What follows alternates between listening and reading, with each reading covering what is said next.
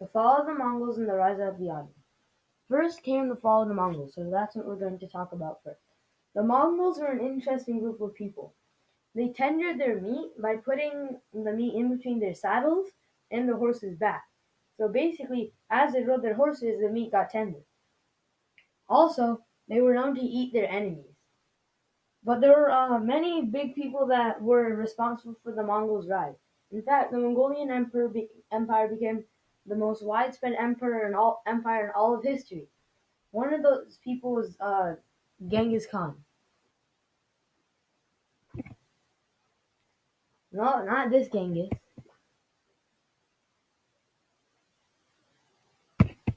Not that Genghis. But this Genghis Khan. Um, he was Genghis Khan was believed to have 500 wives. So there's actually like a 5% chance that you're related to him.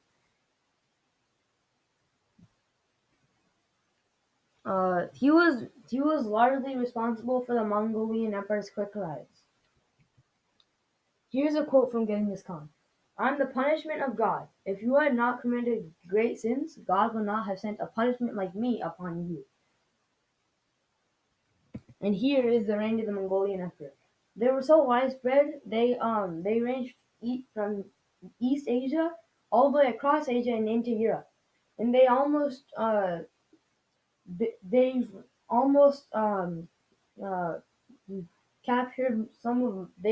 also captured some of modern day Russia. But I'm here to talk about the fall of the Mongolian Empire, so let's get to that. There were many reasons why the Empire fell. Mostly, it was because arguments over who would lead next caused many civil wars.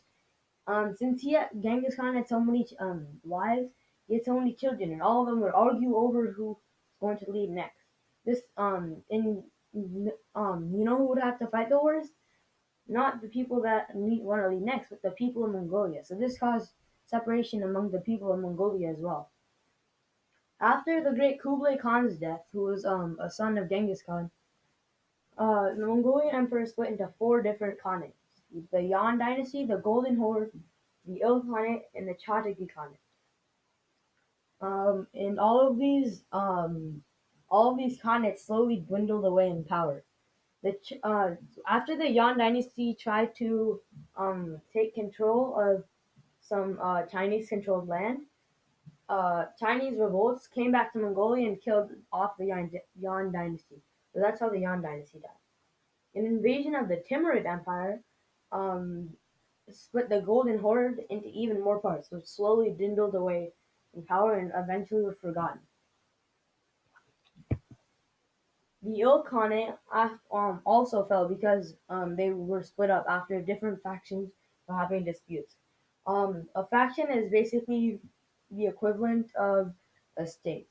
The last leader of the Il Khanate, Abu Sa'id, died without a heir, causing the Il Khanate's demise.